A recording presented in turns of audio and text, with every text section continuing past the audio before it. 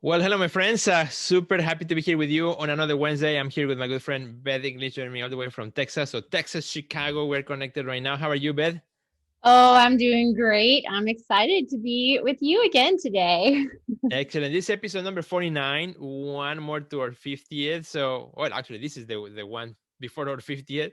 And very excited because today we're going to talk about, the power of the follow up, the follow up, the part that oftentimes we forget to do. But really, the hmm big rewards exist in the follow up. So, today I want to give our friends kind of like four different people you might want to follow up with this week. So, I'll give you all a little bit of homework. So, but before that, I was very happy to connect with you, Beth, once again. And as we prepare for our 50 episode, we have some big surprises.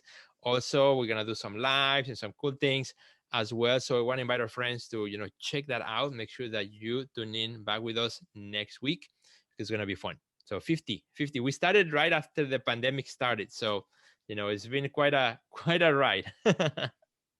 It sure has. And speaking of follow-ups, I Yeah, don't know if we would be doing these videos right now had we not followed up with each other over the last 5 or 6 years that we've known each other. I mean, absolutely. That's a great yeah. yeah, we continue to grow and the work that we do to collaborate with one another. And it has Hmm. a big part of that is the fact that we continue to build our relationship, be in touch, support Right, one another. And right. that's such an important piece of, building an art business. I love that. Yeah, I think that's a great way to start the conversation about following up because that's true. I don't even remember how we met, but conversations happen, and then we collaborated. I went to Nashville when you were in Nashville, then you came to Chicago, and hmm then it was been like we connect and we disconnect and we connect again, and but we are always kind of in each other's radars. And then we decided to like, why don't we do some shows together and see what happens? And now it's been a whole year, so it's been great, right? I think. Yeah, totally true. Follow up is so important, and that's exactly what I want to talk today. Because I think as artists, a lot of times we forget to follow up. We think hmm of as a one way of getting into someone, and then if that door appears to close, then like okay, forget it. I'm moving to the next person down. But sometimes that door closes temporarily or just slightly close and we misread it. We think like, oh, that person is never going to do X, Y, Z. But sometimes, it can happen if we just willing to go back again and knock on that door one more time. So I'm sure that you also have some great stories of, things that you have follow up, people that you have follow up, and then things happen. And, just as I have been also true for myself. And it is so good to come back and sometimes in retrospect and say, geez, if I hadn't, you know, touched that door again or go back or make that call, the outcome would have been so differently. Have you, have those experiences, I'm sure? Oh, definitely. I am big on following up and connecting because I I just naturally want to make sure that everyone has the information they need, that we're all on the same page, like Hmm. that's just sort of how I operate. But I Yeah. see a lot of people who don't follow up because like you said, they misread the situation. They send Right. an email, don't get a response back and just assume something's wrong with me and so I'm not going to reach back out because they don't want to talk to me. When Hmm. that's usually never the case. Right. It's like we're all busy, sometimes we miss an email. And for a lot of busy people, I've heard strategies about if you get an email from someone, don't answer it because if it's really important, they will email you back and then that is how we can eliminate some distractions in our email inboxes. Yeah. So always you guys keep following up. And I know Sergio has some great tips for us today. And that's actually a good point that that email response that happens to me, but unintentionally that I totally forget to reply. And like Yeah, they me swing too. back to me, hey, I made you have a mistake. Oh yes, thank you so much for because by default, maybe not like you, but by default, I tend to not follow up. Right. So I have to continue to remind myself. Maybe I was why I'm maybe doing this episode to remind myself, and to continuously talk about these things because they matter to me as well. And I'm not the first one to say, hey, I'm the best at following up because I probably not. I will disappoint you greatly. So I want to talk about like four types of people you might want to follow up with today. So one, which I think is the obvious, right? Looking back, right now as we are in 2021, still towards the beginning, first quarter, you're looking back at people that have purchased your ad before, right? It's a great idea to send them a quick note, how they're doing, not a sales email, not an email newsletter. Everybody does that, but a Mhm. personalized, hey, how's it going? Hope you're still enjoying my work. Just a touch points, not really a sales point, but a touch point. And I think, when you continue that relationship, as we said before, then the person replies, now conversation begins. Say, oh, and by the way, let me see what you're doing in the studio, or what's it? Let me see what's up, right? Let that conversation open up the opportunity versus you kind of trying to push the sale. And I think that happens when you do that correctly, sales happen. One of the Mhm. artists in my academy recently did that, and great sales started to happen just by touching up, right? Just following up from people who have already said yes to you before. Mhm. I think that that's one of the easiest things that we could possibly do, and yet Mm-hmm. it's the one that we maybe don't do enough because we Mm-hmm. assume, "Oh, they've already bought something. They probably They are already all know set. exactly. Yeah, I'm gonna Mm-hmm. go to the next person." But I heard one time that like 20% of our collectors are going to be 80% of our income. And Mm-hmm. so that's why I think it's important that you build those relationships with Right. Right. collectors. You reach out to them. You're showing them that your new work and telling stories and being excited because hey, if they bought art from you before, that means they like you. And that's Exactly. probably not going to change. So just like keep engaging with them. Good things will Right. happen. And personalized way. You can use text, you can use DM, social media DM. Don't assume just because they're on your mailing list, they know. A lot of people don't even Mhm. read their, their email list. So that's what happens. All right. So that's the first one, the obvious, right? Or art collectors, people have purchased. How about people who have given you an opportunity of some kind in the past? That could be Mhm. maybe, it could even be an old professor of yours, right? That maybe gave you an opportunity to take a class or something, or maybe somebody who gave you your first show, or somebody who invited you to participate in some sort of event or an art fair or a group show, somebody who had given you some sort of opportunity. I think that's Mhm. again a great way to touch up base with them and say, hey, how you doing? Hope you're doing well. Be interested about about them. It's not about you, it's about them. And then again, let the conversation revolve and see where that goes, because you never know. Again, somebody who gave you an opportunity once may be willing to give you another opportunity again. They just have forgotten that you're around, or that they might not know what you may be doing right now in your art Mhm. studio or things like that. And a lot of times, the revolving doors of everything that's happening put our names, in the back burner for people who already worked with us in the past. So touching base with somebody who had given you an opportunity is another like really, really good person to connect with this week. I love that. When you first said that, I have to admit, I was like, oh, like, do they really want to hear from me? And then I thought to myself, well, maybe if I just tell them how much I enjoyed working with them and I'm Yeah. making that the intention of the email to just Mm-hmm. give them a compliment, let them know I'm thinking about them, especially now when I think we're Mm-hmm. looking for more connection in general, that Mm-hmm. would be a really nice way to connect, not necessarily like pitching them an idea, which Exactly. can feel intimidating, but like Right. just saying, "Hey, remember that thing we did together? I was just crossed my mind the other day and it was so much fun. Thank you Yeah. so much for being cool and awesome. Like, I hope you're Yeah. doing well. Look Absolutely. forward to hearing from you." And it could be as simple as that. Yeah. I totally love it. One great strategy is everybody can go back into their Instagram, go back a couple of years and see if you see something there that you say, oh, that person gave me that show.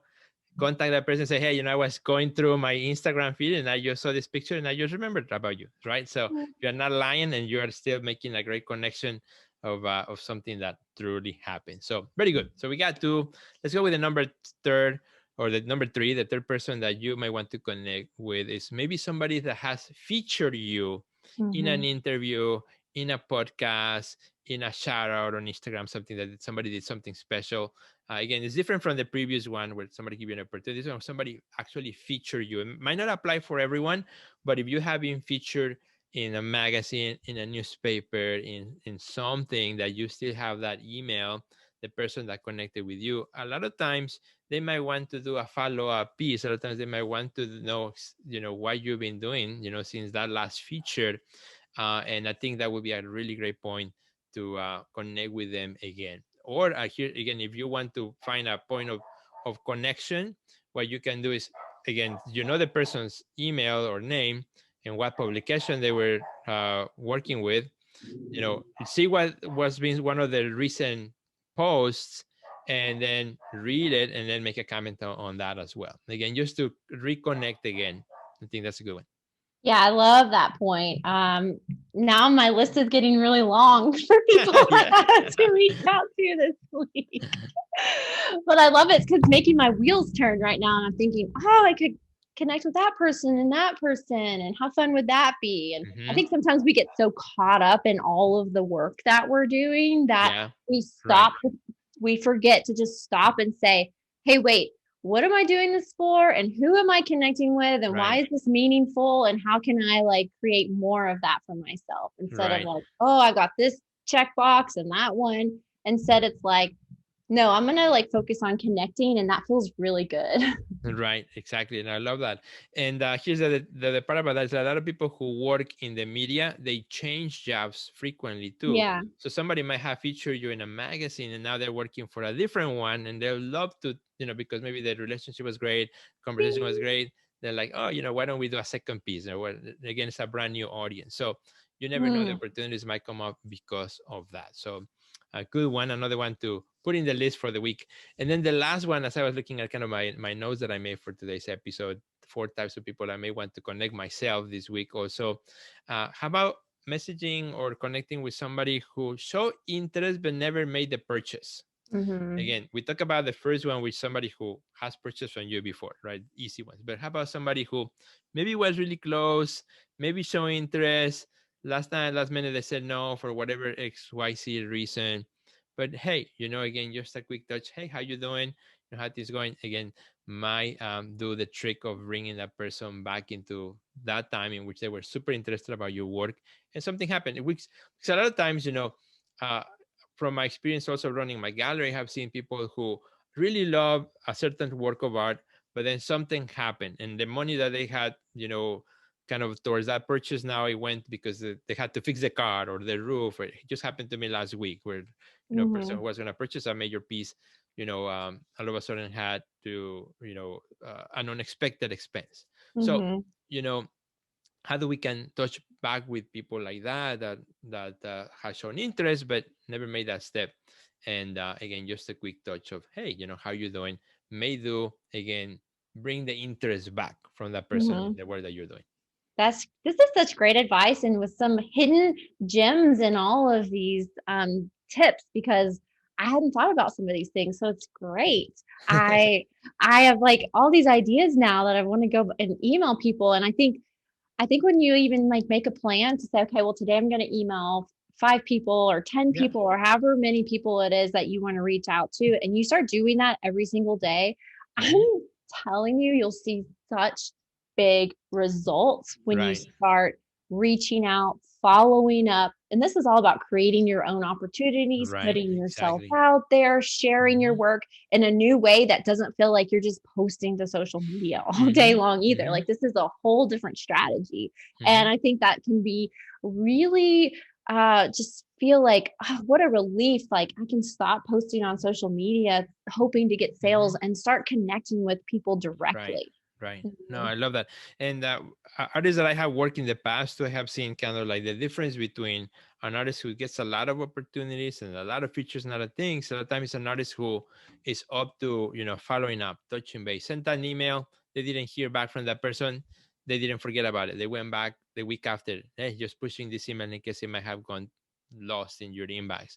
And those Mhm. people, those type of artists, do get a lot of opportunities because of that. And a lot of times, not necessarily because their work is bigger or better than the other artists next door. It's just because they are willing to do that step, and they're very Mhm. organized about their follow up, and looking for that opportunity, and they get it right, because a lot of times, influential people too that you want to connect with are busy people, are Mhm. people who are also in the middle of other things, and a lot of times your email comes at the wrong time, and if you don't do the follow up, many times opportunities can just go out the way.